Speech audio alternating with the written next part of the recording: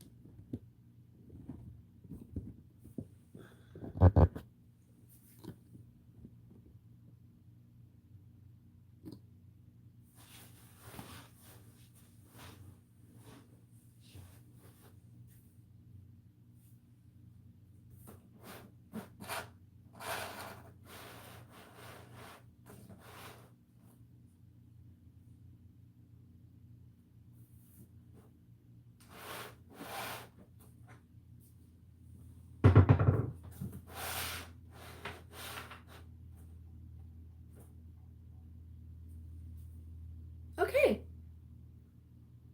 Hi, I'm Amanda. I am doing a live stream of me learning about nonprofits through Northwestern University's free online course. And I did this portion yesterday, but I had technical difficulties, so I'm redoing it today. Majority of the course is um, videos, so we have to listen to the information. All right. I hope you enjoy. Hello, I'm Amanda with M.A.K.E Alaska, and today we are going to learn about the Northwestern University's free online nonprofit course put out by All-State Foundation Nonprofit Board Essentials. This course is all through video, so let's learn together. Welcome to Nonprofit Board Essentials. Whether you're a seasoned board member considering joining your first board or an executive director preparing your board for success, Nonprofit Board Essentials will help you strengthen your impact. Launched in partnership with and fully funded by the Allstate Foundation, NBE is taught by Kellogg School of Management faculty and experienced nonprofit board members. The content includes dozens short videos, about 7 minutes each, on key topics in nonprofit board governance. Links to additional resources and applied thinking questions offer opportunities for a deeper dive. Designed for busy schedules, on-demand availability ensures you can access what you want when you need it. Select the topics most relevant to your goals and board responsibilities at your convenience. Welcome to this unique offering of the Allstate Foundation Nonprofit Leadership Center. Getting started. First, they want us to do a survey, which I did yesterday. And then we have topics: governance fundamentals, your role, board structure, fundraising, finance, risks, perspectives. Let's go to governance fundamentals. And I am keeping track of what I have watched because it seems like there's quite a few videos, and I just want to make sure that I keep it organized. There are 8 videos. 8 videos.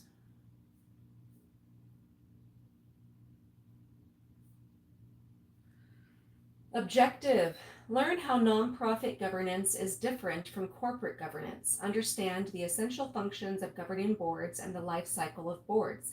Gain access to principles of high-performing boards and strategies for inclusive and impactful board service. Overview of the nonprofit sector. Gain an understanding of the nonprofit sector, including size and breadth of the sector, the variety of nonprofit missions, sources of revenue, and trends that are important for board members to consider.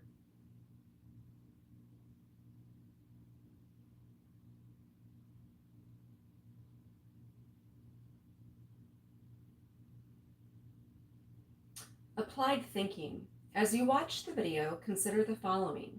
As you consider the trends that are impacting the nonprofit sector, what are your areas of expertise and how can You bring your skills to the board table. What does this overview make you curious about? Explore the additional resources and videos on this page to go deeper. And we're going to make it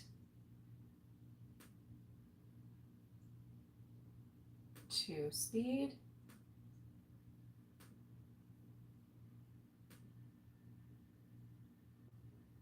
Here we go.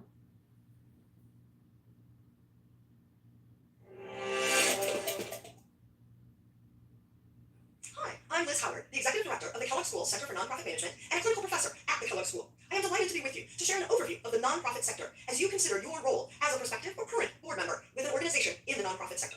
To be honest, the name of the sector is a little misleading. Nonprofit organizations still need to at least break even, if not make a profit, in order to stay in business. Your role as a board member and the board's collective role is to think about revenue and how to sustain the organization into the future. As we begin, I'd like to share a little bit about the size and breadth of the nonprofit sector. In the US today, there are almost 2 million nonprofit organizations. About 1.5 million of them are 501c3 organizations. That's an IRS classification, meaning tax exempt and tax deductible.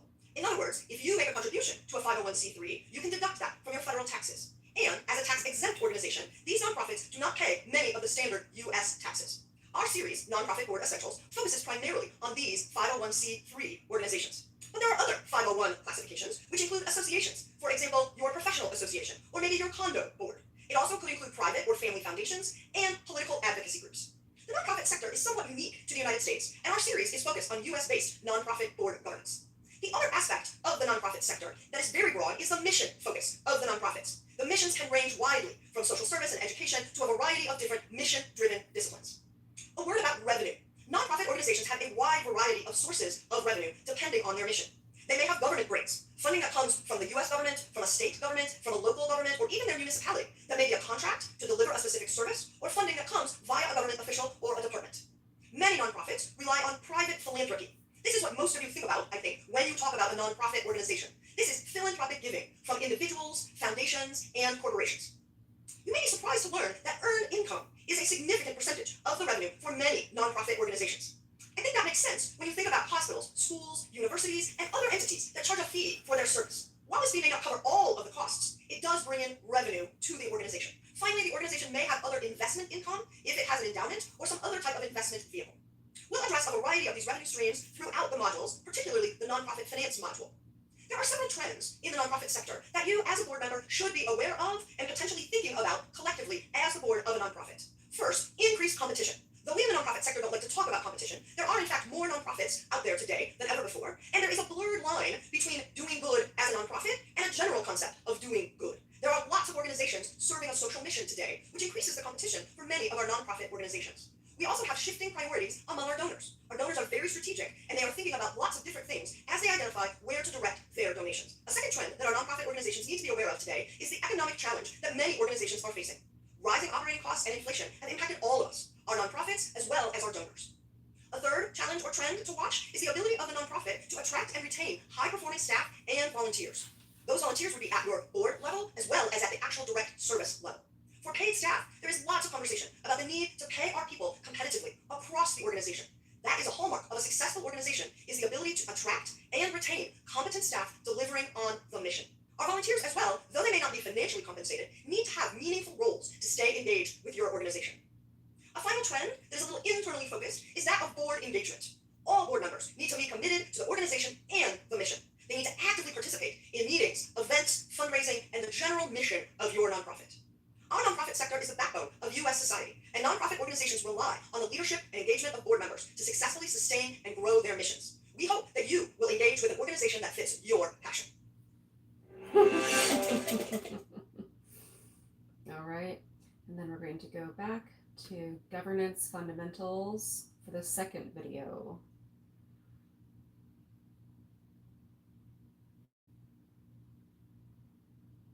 All right, why governance is essential for nonprofit organizations. Learn about the 3 essential functions of governing boards, the life cycle of boards, and different types of adjacent boards that support the board of directors and the organization. This is the second of the 8. Applied thinking. As you watch the video, consider the following. What type of board are you interested in joining, and what professional skills can you bring to the role? Are there adjacent boards that may be of interest, and why?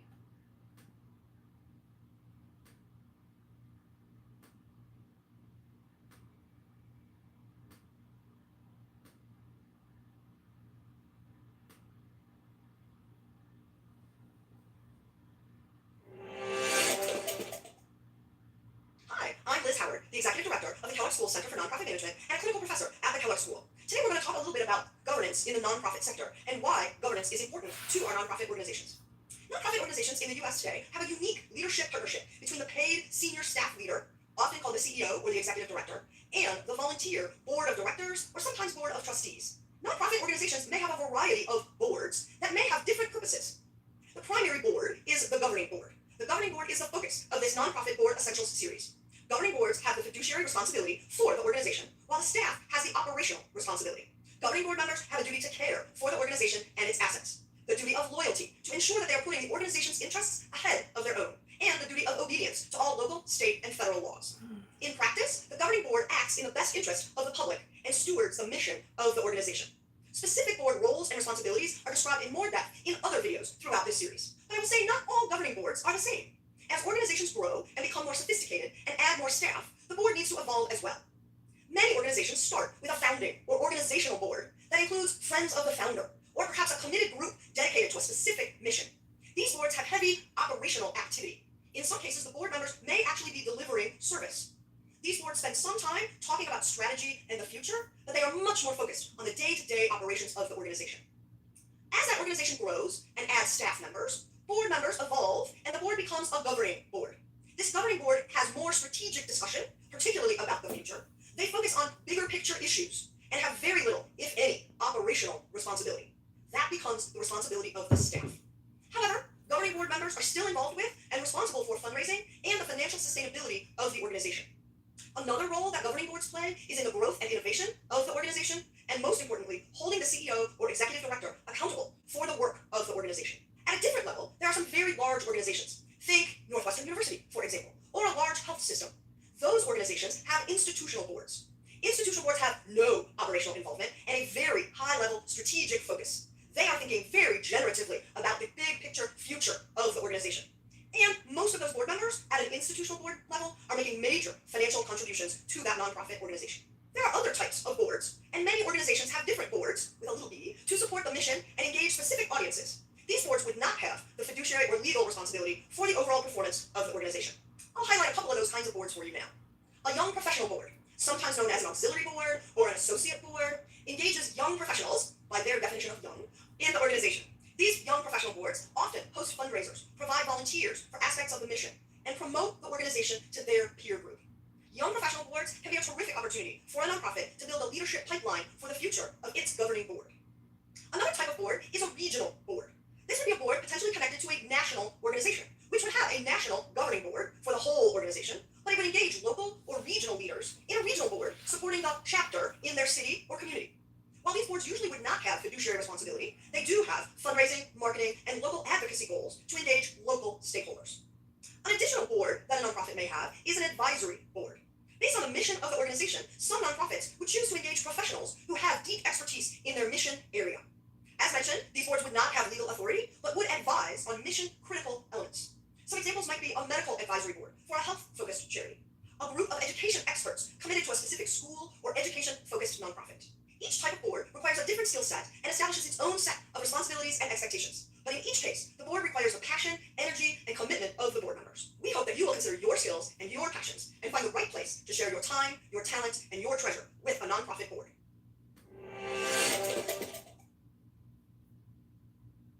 All right, going back to governance fundamentals for the third of 8 videos.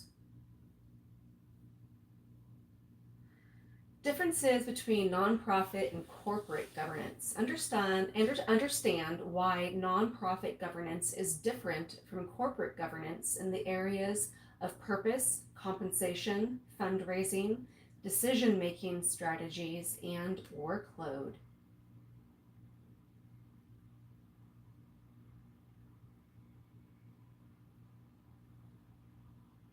Applied thinking. As you watch the video, consider the following.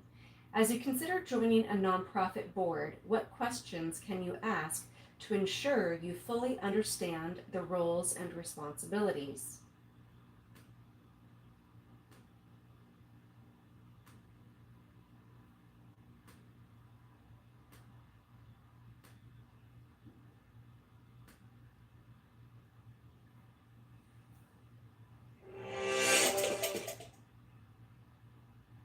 Hi, my name is Dwight Hutchins, adjunct professor here at my alma mater, Kellogg, as well as a senior partner at the Boston Consulting Group. Make him a little slower because he's already a fast talker. So let's make him slower. Here we go. What? Well, at the highest level, they're both about achieving the mission, and the board is there collectively to make sure that the organization actually delivers against achieving its mission. The corporate board is there to represent the shareholders, and the shareholders are there to receive sustainable growth and profits. And so the board is their voice into the corporation to make that happen. In a nonprofit, the board is there in support of the mission of the organization, and that mission, again, can be varied. And a lot of times they are there as not only oversight, but also active participants. The beauty of the compensation from a nonprofit board is the sense of personal fulfillment and satisfaction you get. Rarely is there monetary compensation. But other forms of compensation include the relationships you build and the camaraderie that you develop with like-minded and like-missioned individuals. On the other hand, corporate boards, there's varying degrees, obviously, of compensation that's monetary as well as private. There's many ways to serve a nonprofit. A big way to serve a nonprofit is help it in its fundraising objectives. And so, as a board member, either implicitly or sometimes explicitly, there's an expectation that you help develop the funds for the organization that you're serving on the board. And that can be anything from personal donations to leveraging your corporation's alignment with the mission of that organization to outright sponsor events or literally buy seats at the table, and that's a banquet table. Well, here I've had a lot of experience with this, serving as the chairman of the board of the American Chamber of Commerce in Singapore for 4 years and being on it for another 2. Very large board of 18 from every industry and actually every functional profession, from regional president to local government affairs. And what we found to be helpful is to always first focus on the mission. What are we here to accomplish? Let's be clear and sharp about that. Now let's have a conversation about the options to accomplish that, the pros and cons, and having a fact-based discussion. As well as understanding people's perspectives and passions, because it's not just math that we're doing here. If you're on, again, a nonprofit board, there is a mission-driven element to this that aligns closely with your values and, quite frankly, your passions. And so we have to account for that. But we can't let that run the decision-making process alone. It has to be a combination of, here's what I'm passionate about, here's what I have energy for, and here are the facts that show that it helps achieve the mission. The biggest surprise is the amount of work. Again, the expectation on a nonprofit board is that you're there to contribute and to roll up your sleeves versus just sitting in judgment and in expertise. So a lot of folks think they're there to lend their opinion, which is valued, but they're also expected to lend a hand. I really learned and grew as a board chair to make sure that I tapped into everyone's expertise around the board. And so I really saw it as an opportunity to be a shepherd and an orchestrator. By getting the voices of other members of the board involved, not only did you hear different perspective, you got more engagement and you got more commitment. And so that made the job easy. All right, then we go back to governance fundamentals for the 4th of 8 videos. Let's see, we got 1, 2, 3, 4. Tips for successful board service. Explore strategies for impactful board service, including passion and commitment for the mission and the organization, integrity, and finding ways to engage with the organization and staff in meaningful ways.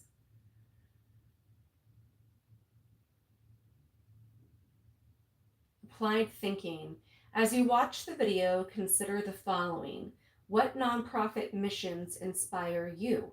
Once you join a board, what are some ways that you can support the CEO, executive director, and/or the staff? And this person, I don't know how fast they talk, but let's put them on 1.5. When people talk slow, it like makes me go crazy. I can't follow along, which is ironic because I am a bit of a slow talker. All right, here we go.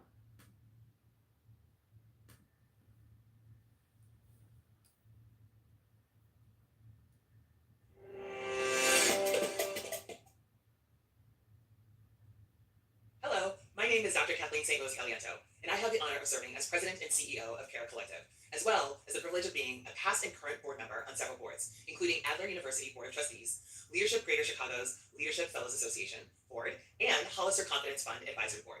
In my experience, both being part of a board and leading an organization with a board, I think there are certain core values that any prospective board member should have. For one, they have to have a passion and a commitment to the organization that they are joining. If a board member joins only because they are connected to the current leader or because they were given hints that they might inherit a specific role, there are likely to be some challenges to their long-term commitment to that role. These folks are not always drawn in, and they're not always necessarily values aligned. So, when you have people who are committed and have a deep sense of passion for what the organization is doing, the hope is that the next important value is also there, which is integrity. Integrity is critical for any board member. In the nonprofit space, we're often under-resourced. Many organizations are working on a shoestring budget. Staff are over capacity. And so organizations rely very heavily on the integrity of their board members. And that means that we need board members showing up in all the ways that they say that they will. I remember at a time at a previous organization I was running when I had a rock star board member. She was contributing her time, talent, her tribute, her treasure. She was putting pressure on other board members to make sure that they were doing their part in ways that leaders often can't. She was advocating on behalf of the organization. And so her integrity was already there. And when I asked her, obviously, to chair my board, she asked me why. And I said, because you're already doing the job. Organizations rely on these kinds of board members who are often more resourced, either through their personal networks or with the organizations that they're linked to. We rely on them to provide a level of support that we otherwise cannot accomplish on our own. And not just financial support, but strategic support, advisory support, advocacy, policy support, as well as professional support. The list goes on. There are lots of ways that leaders of nonprofits and social enterprises rely on board members. And so having them be a person of their word and having integrity is critical. For new board members, thinking about joining a board, I think the most important thing that they should look to is if the mission of the organization aligns with their personal and professional goals. Because as we know, being a board member is a volunteer opportunity. So you need something that's going to keep you coming back and incentivizing you to continue to volunteer and to contribute your valuable resources. And that so often begins with the mission. In addition to the mission, new board members should have a clear understanding of the commitment. What are the financial requirements? What are the time commitments? Some boards are advisory in nature, but many have a fiscal responsibility to the sustainability of the organization. I remember being asked to be on a board that had 8 board meetings a year. As much as I cared about that organization, I knew that I couldn't make that schedule commitment, so I had to opt out of that opportunity. A new board member should also explore if the leader of the organization is someone that you can get behind, and someone whose leadership you respect, admire, and are not afraid to advocate for. You should also be able to constructively challenge the leader in an appropriate manner and ask good questions. One question a new board member should want to know is whether the organization is in good standing. Do the due diligence, whether that's through GuideStar, Charity Navigator, ProPublica, or any of the institutions that evaluate nonprofits. Before joining a board, there's a lot of great questions that I wish a prospective member would ask, like how can I support? Or what shouldn't I do? Or how can we support your staff directly?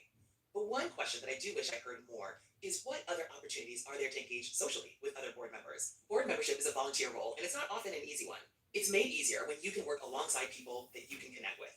Not everyone is going to be your best friend, but I want prospective board members to think about the personal investment that they are making. You're not just committing to doing the hard work, which obviously, if you're joining a board and volunteering your time, we're going to assume that that's what you're signing up for. But you should also be committed to making those human connections. Because again, when the work continues to be hard, those personal connections are what keep you going. It is very important for the board to invest in the well-being of the staff that they serve. I think it is so encouraging when board members ask about the culture of the staff and what they can do to show that they care about them. This can show up in small gestures, like when we had our board serve a special staff breakfast or sign holiday cards with a small cash gift. And it can show up by providing resources and addressing capacity issues that are often faced by our staff. One example of this was when I had a board member who was able to coordinate through his company an intensive professional development training series for our entire leadership team. It was a significant investment that we wouldn't have been able to afford otherwise. But having that, knowing that the staff wants opportunities to grow, and then being able to provide it, that's huge. One thing that I wish boards did more of is creating more opportunities for the human connection. For example, The Board of Trustees for Adler University carves out time at the beginning of every board meeting for personal updates. At Kara Collective, we start by grounding in a mission moment, which is very lovely. We don't always have the luxury of time, and there's so much to discuss and to want to jump right in. But an important learning is how we make sure that what we're providing is opportunities for those human connections, and not just volunteering people to do everything. That ultimately brings the board much closer.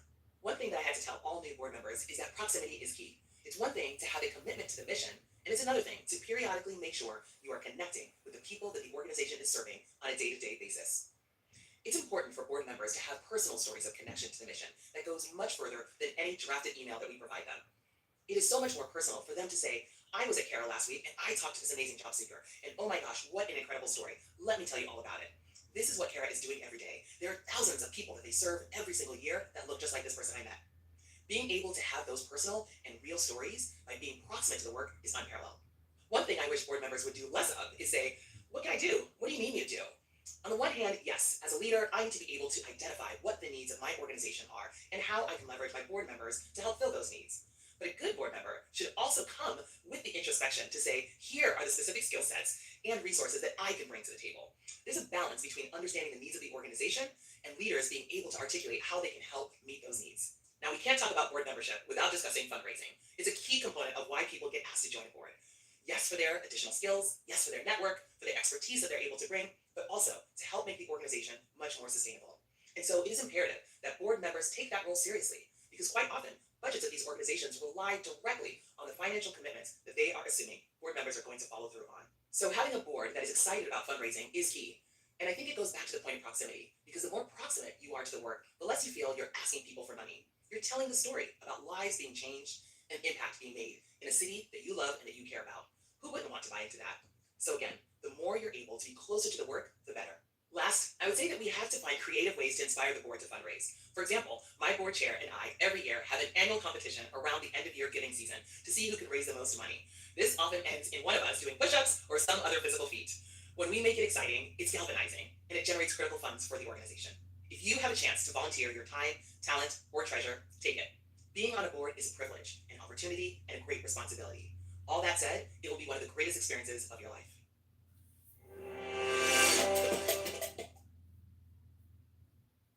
Going back to governance fundamentals, that was the fourth, and now we're going to look for the fifth of 8 videos for this portion. 1, 2, 3, 4, 5. Why the mission matters. Examine the attributes of a strong mission statement. Why it's important for board members to stay focused on the organization's mission, and how this focus makes board members more effective.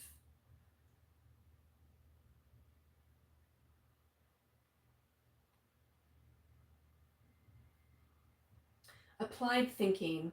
As you watch the video, consider the following. There are many subsectors of the nonprofit sector with many different types of missions, all serving different stakeholders. Some examples of these sectors are health and human services, education, arts and culture, environmental protection, social advocacy and human rights, community development, international development, and religious and civic organizations.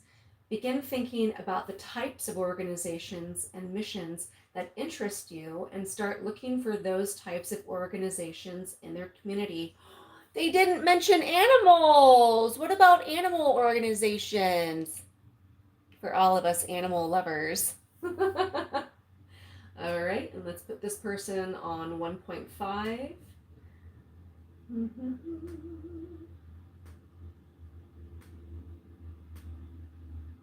Here we go.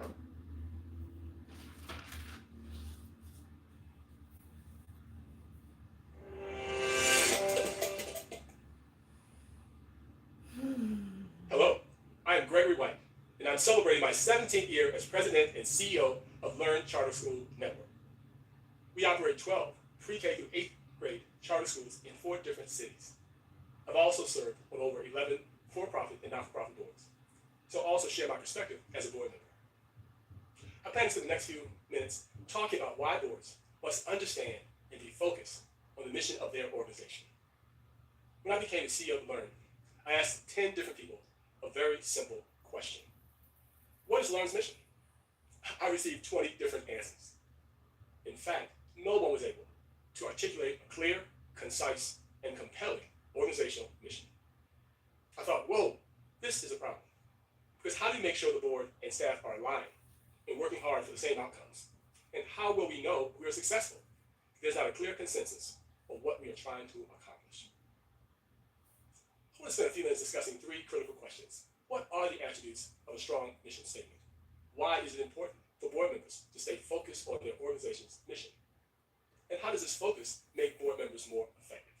A mission statement should be clear, concise, and compelling articulation of why does your organization exist? 2, what is your profound promise to the stakeholders you serve?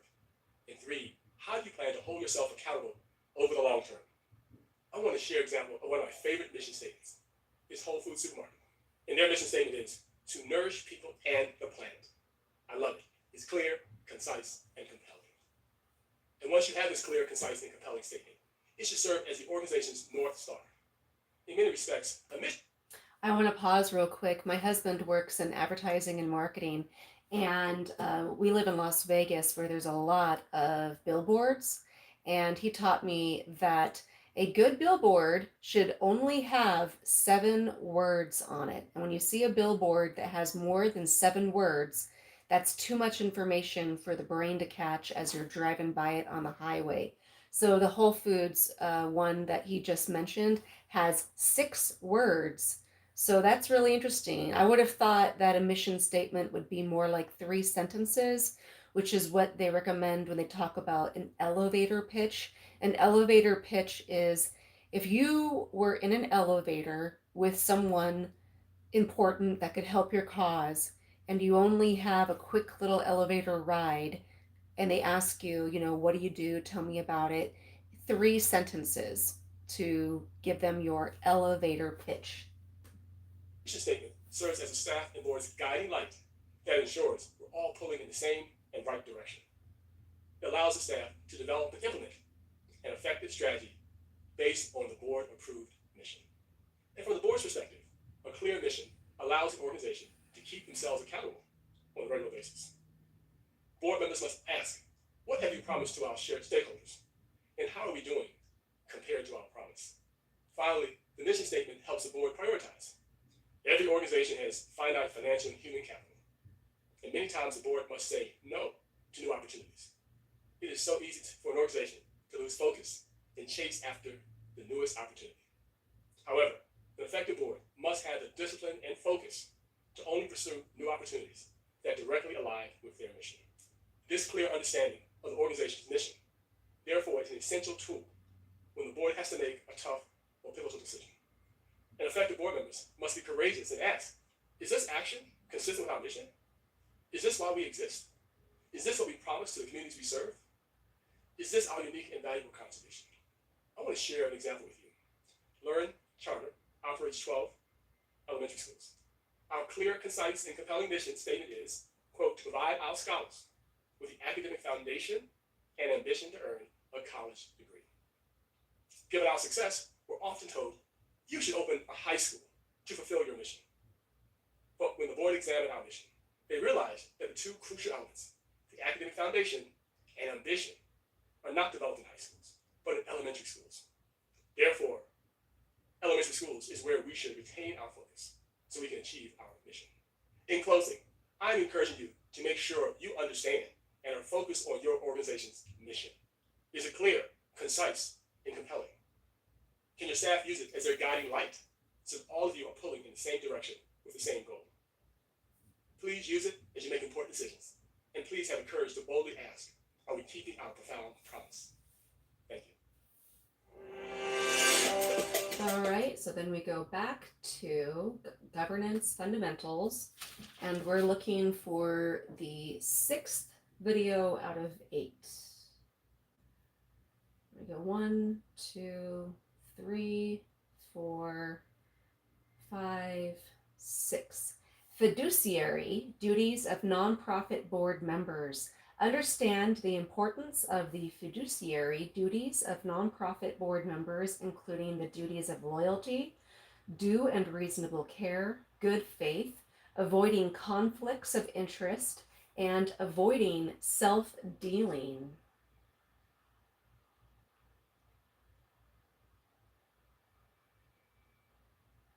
Applied thinking. As you watch the video, consider the following. As you consider serving a nonprofit organization as a board member, what questions can you ask the CEO, executive director, that will help you fulfill the fiduciary duties? And let's put them on 1.5 speed.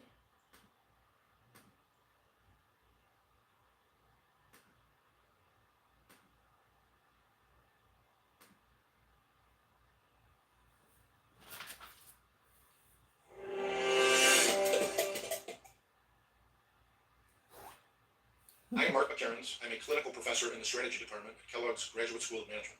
And today I would like to discuss the fiduciary duty of nonprofit board members. At the root of all obligations and responsibilities of nonprofit board members and officers is the fiduciary duty. The fiduciary duty is one of the highest legal standards, and it encompasses several distinct areas, including the duty of loyalty, the duty of due and reasonable care, the duty of good faith, the duty to avoid any real or I'll real quickly comment, the reason why this is super important is, unfortunately, in the nonprofit sector, it is rife with nefarious dealings.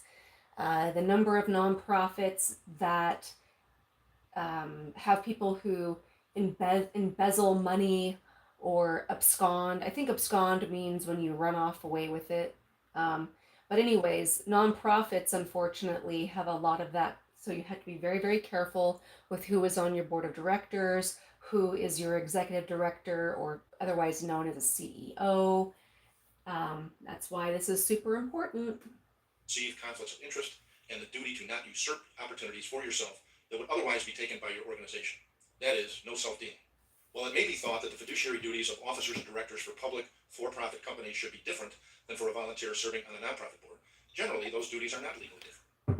Your compliance as a nonprofit officer or director with your fiduciary duties is tested by an objective standard. That is, what would a reasonable, disinterested person do in the same circumstances? Clearly, if you have subjective bad faith or bad intent in the course of carrying out your board functions, you will violate your fiduciary duty. However, in most instances, board members possess subjective good faith, and then it becomes a question of whether their conduct passes this objective standard. In order for a nonprofit board member or officer to better ensure compliance with the fiduciary duty, specific steps can be taken in lockstep with general sound governance principles, and among them include creating and using good board documentation in terms of agendas and fact-based minutes of meetings to explain not only the action taken, but also how the decision was arrived at. While a form of privilege does not usually attach to board discussions, unless legal or accounting advice is being provided, board members and officers must consider that maintaining the confidentiality of internal discussions is part and parcel of their respective fiduciary duties. Always allow for sufficient notice for board action of proposed activities that could impair the organization in any way. That is, getting an agenda with an action item that requires much thought the night before a board meeting is generally not advisable. Another example is if the board and officer review of the annual IRS Form 990 and submitting a draft to the board the night before a meeting to approve the form for filing would generally not be good governance. When expertise is needed, like finance, legal, or insurance, always try to enlist board members with expertise in the area in question. And if no board members have such experience, attempt to recruit ex officio members to brief the board on these matters. Conduct the business of the board in accordance with the organization's bylaws. If the bylaws need refreshing or updating, that is a good task for the board to make sure that all board actions are carried out in accordance with the bylaws. Use existing committees, those recognized by the bylaws, to assist with governance. For example, cybersecurity breaches represent a significant risk for most organizations. Is there a committee charged with risk management issues that would include cyber breaches or hacks? Making hasty or rash decisions without all the facts invites an investigation of the board's decision-making process. While generally the board cannot be perfect in its predictions, when a board makes a flawed decision using a flawed process, questions about compliance with the fiduciary duty will follow. Stifling dissenting views or cutting short discussions to avoid controversy for the sake of keeping a meeting on time is not good practice. If a particular issue requires further review and discussion, then table that issue to the next meeting or appoint a committee to investigate the topic further and report back at the next meeting. Fiduciary duties apply not only to actions taken, but to situations in which the board and or officer is blind to a particular situation. For example, with respect to the previously mentioned cybersecurity threat that all organizations face today, failure of the board and or officers to anticipate such a risk and put a program in place to guard against such risks may constitute a breach of the fiduciary duty. One consideration for a board member or officer is whether the nonprofit organization has enrolled in a director and officer's liability insurance policy, commonly called D&O. Such policies reimburse the organization and covered individuals for legal expenses incurred for suits brought alleging some sort of malfeasance by the board or an officer. Such policies for most nonprofits are not overly expensive, and the annual review of a D&O insurance policy should be a regular part of the board's governance protocols. In sum, it is an honor and a privilege for one to serve as a nonprofit board member or officer, especially when the mission of the nonprofit coincides with those of the officer or board member. However, it is also important to recognize that adherence to the fiduciary duties is mandatory when one accepts such an appointment to the board.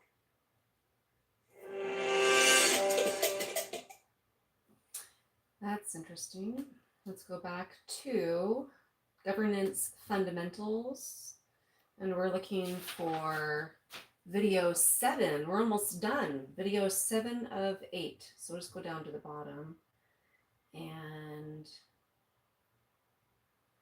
inclusive board practices. Explore best practices to ensure all voices are heard around the board table, including how to foster inclusive discussions during meetings and approach governance with a commitment to transparency and shared decision making.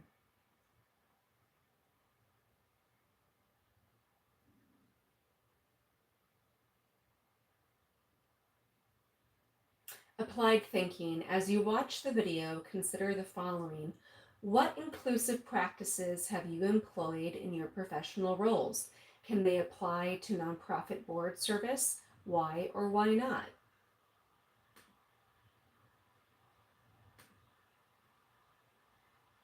.5 speed.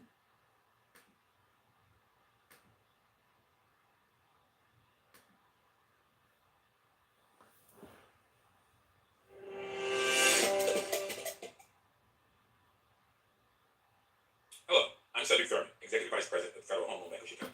I'm here today to talk to you about a couple of questions related to not-for-profit. I'll slow him down. He's already a naturally fast talker. Let's put him back to normal. Board essentials. So let's jump right in.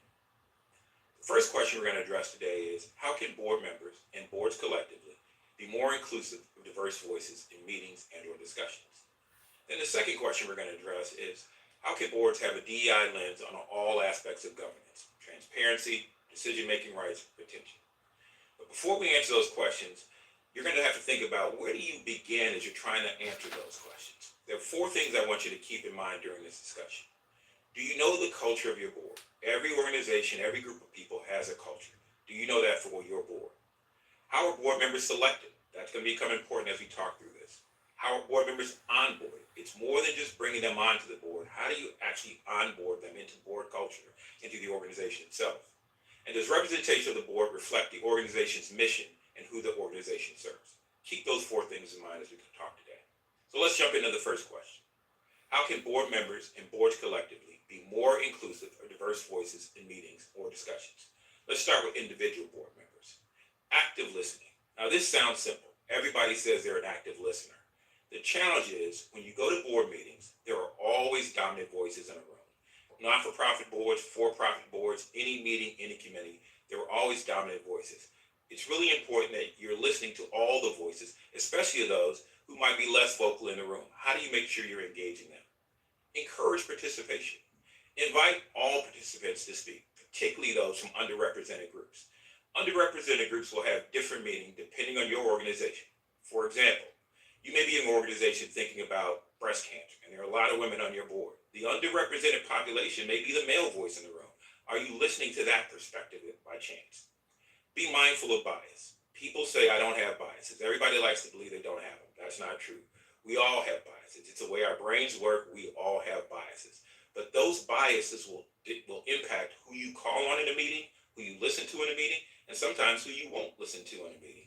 So be mindful of your bias because it could guide who you call on for different perspectives. You may call on the CFO because you're talking about something related to the budgeting. But maybe the marketing person has a really good input that they want to provide, but your bias says you don't call on them regularly. Mentorship. A lot of times people think, I brought somebody onto the board, they're successful, they're talented, they don't necessarily need a mentor. But your board is new and potentially different for them. Maybe it's their first board. Maybe it's the first time they served on a not-for-profit board. Mentorship is really important because going back to what I said earlier, Boards have a culture. That mentorship is important because it helps people understand board culture and how do you onboard them. They need to understand how do you fit into the board. Most people, when they join organizations or boards, they're slow to work in their conversation because they're trying to learn and understand. The mentorship helps them understand how they can bring their voice to that table. Let's talk about boards collectively. Diverse recruitment. Diverse recruitment, again, the example I gave earlier was maybe it's an organization looking at breast cancer, and you have men on the board, and so sometimes people think, why do we need a male voice in that conversation? Men get breast cancer too.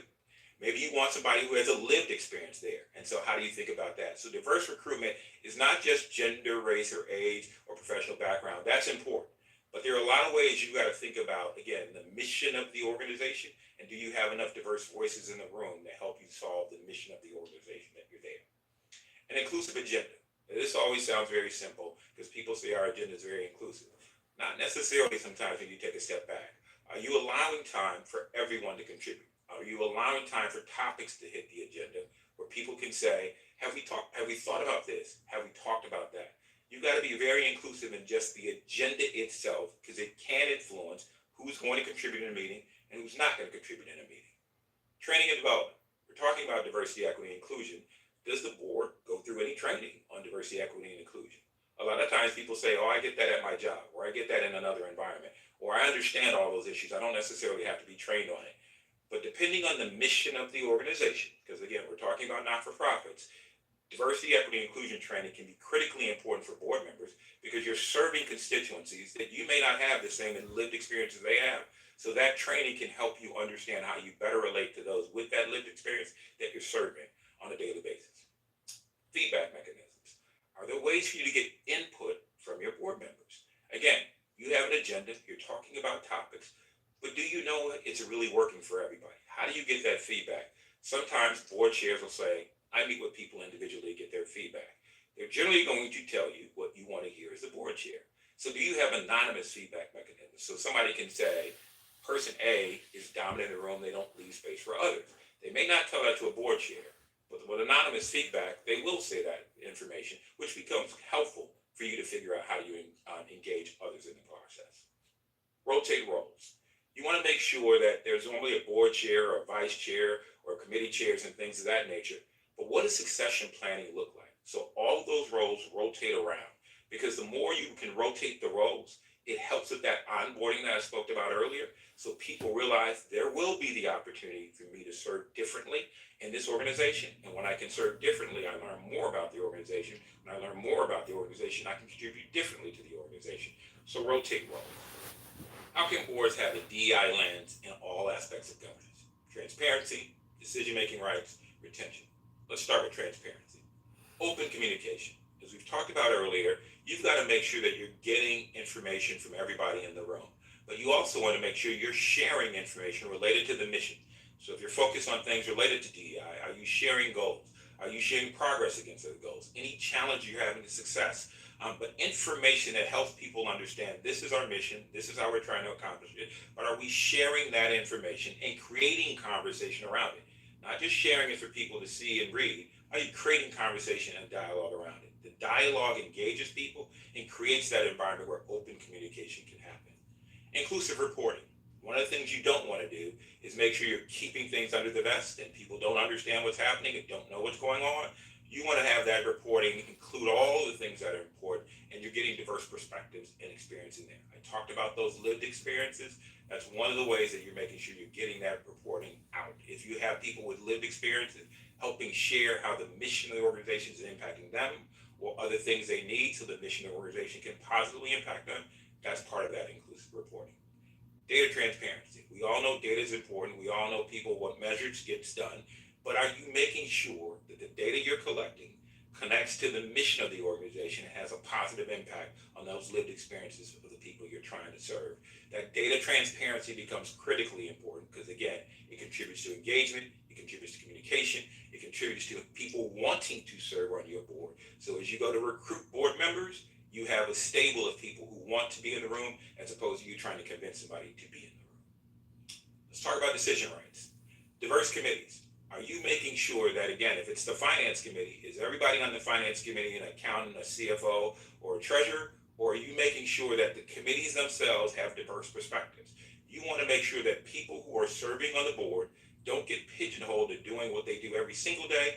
They may have other board experiences that they can add value to things that don't naturally seem like they have that background. So how are you thinking about committee structures, who's leading committees in the conversations that are happening there? Equitable participation. Again, sounds simple, sounds logical to a lot of people, but this ensures all of your board members feel like they have the opportunity to participate and contribute. So if you're creating an environment where there's open communication, you're creating an environment where there's transparency and data, you're going to help contribute to equitable participation. Don't assume you do one of these things, all of them happen. You have to be very intentional in making sure all of these things happen concurrently. And then bias training. We talked I earlier can about hear my bias. kitty cat. Everybody thinks they don't have it, but we all have it. There's nothing wrong with that. We just need to recognize we have it, but then you also have to do training on bias. There's conscious bias and unconscious bias, but we need to make sure we're training people on it because there's subtle ways that we don't sometimes realize the ways in which our bias decides who we're going to get call on at a meeting, not call on a meeting, who we think is a good board member, who we don't want to invite to a board. That bias can come into play, and so we need to do training on that. Retention. We want to create an inclusive culture. If we're bringing people to our board, we want them to be on our board. We want them to tell others about our board. We want them to tell others about our organization and the mission of the organization. If you're creating an inclusive culture, then that way your board members feel like they can add value. You want to foster that culture where they feel like they can bring all of the things themselves to that meeting. If they sit on multiple other boards, maybe they're hearing things in those other boards that could be valuable to this board. And so you want them to be able to share that there.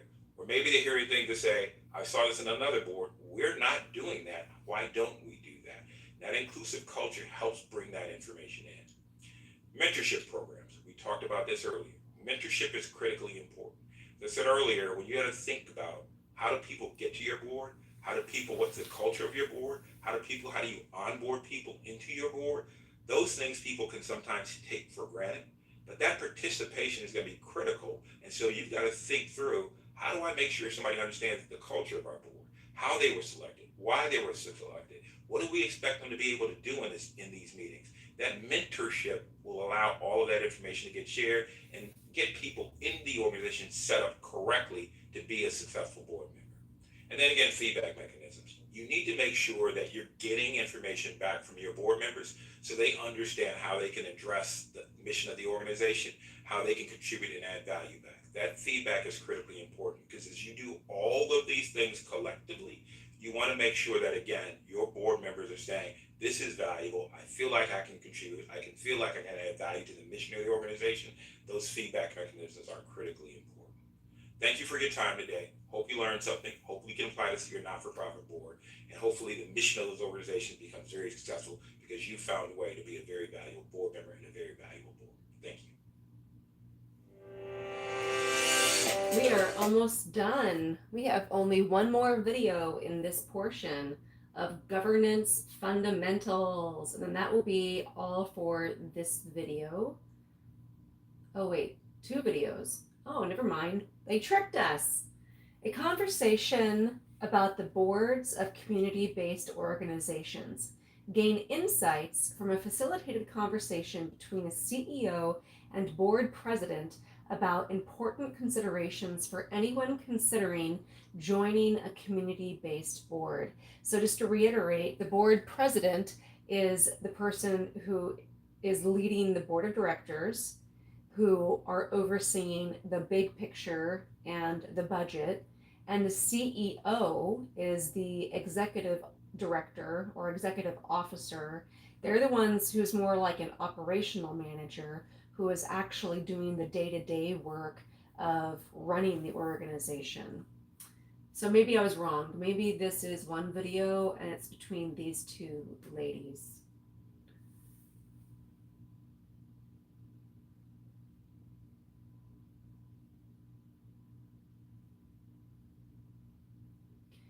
Topics covered. In this video, Evelyn Fitzgerald, CEO of SVP Chicago, and Cindy Paluaska, I can't say her last, CEO of Rivert 360 and former board chair of SVP, engage in conversation and share perspective on the following topics. Each question is listed with its approximate time stamp. Oh boy. Ooh, we can read that as we go. All right, this is our last one. 23 minutes? Whew. Hold on. We will save that. Because we've already been talking for an hour. So I hope you all have a wonderful day and you learned something. Thank you for your patience.